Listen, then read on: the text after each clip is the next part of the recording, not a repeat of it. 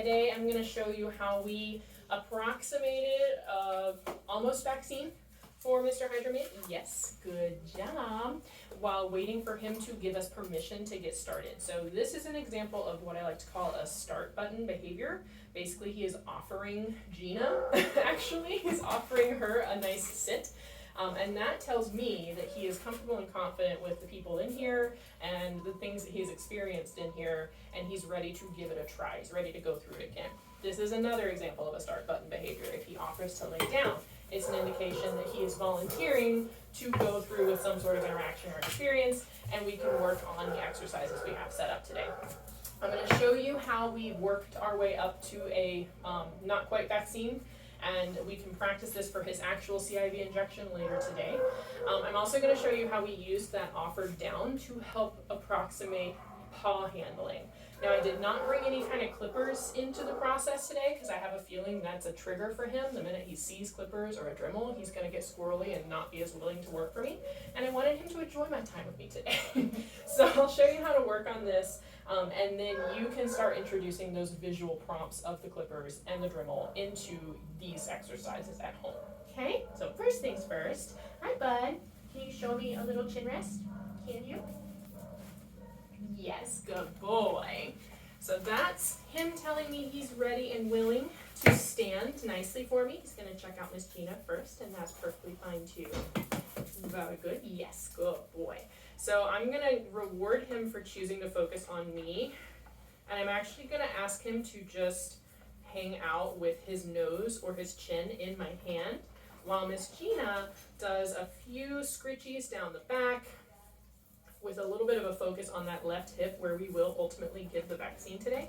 You can see that he's a little nervous. I'm going to stop right now. So anytime he kind of squirrels away, pivots around like that, that tells me that he has grown uncomfortable with what we're doing, and that's perfectly fine. That's him telling me, not quite ready for this yet. So I'm going to throw a cookie away, just kind of let him go find that, do a little mental reset, and then I'm going to ask him if he wants to come say hi to me again. Yes, that's a good boy.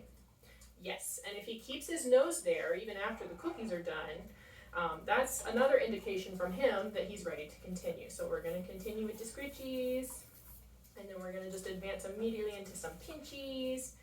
Yes, good boy, good boy. Yes, good job.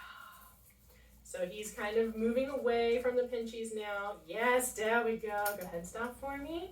And we're going to do another little cookie toss to help him remove himself from that stressful scenario. Because even though he was a good boy, it's not the most comfortable sensation to get a little pinch on that booty, right? No, it's not. And then he turned right back around to me. So that tells me he is ready to go and wants to try one more time. That's a very good sit. And that's a very good down. That's really nice. You can investigate. Yes, good boy. Good job. Do you want to come up here and see me? Come on. Come on. Yes, good boy. Good job. And so you'll notice that I actually don't have any hands on him right now. The only thing I'm doing is keeping a hold of his leash. Yes, good boy. And then Gina went ahead and approximated our vaccine by creating a little tent with his skin and then using our paperclip to simulate a very gentle poke. So we're going to try that one more time since he didn't even flinch. We're going to try that one more time here while he continues to get some cookies with a little duration. Yeah, good boy. And then we're going to toss some cookies that way. Let him take a little bit of a break. Very good, baby. And you see that tail wagging? You see that tail wagging? You were so good and brave. Yeah.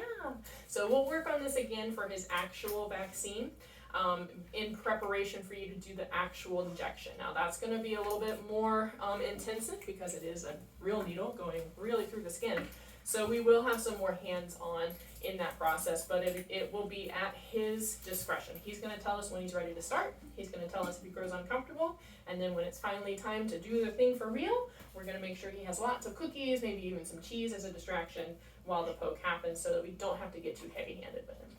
So I'm also going to use this offer down as an opportunity to practice his paw handling. And the same basic principle applies. I'm just going to use some gentle scritches to kind of work my way down his legs until I'm touching his feet. And we were able to get to a nice solid hold, yes, good boy, on both of his feet, his back feet, without him flinching away. Front feet we had to work a little bit harder. So I'm just gonna give some more scritches. And you see how he's kind of moving his paw. That's okay, he's allowed to do that. It's just him telling me that he's not quite comfortable. So I'm just gonna end right here on his honk, give him a couple little scritches, wait for him to stop nosing at my hand. Yes, good boy. And you can always use a treat toss as your reinforcer, because a treat toss helps tell the dog that it's okay to move away from the process. It's okay to retreat if they get uncomfortable. And then I can also use his voluntary approach as permission to continue and try again. We're going to see if he wants to lay down on his own. I know.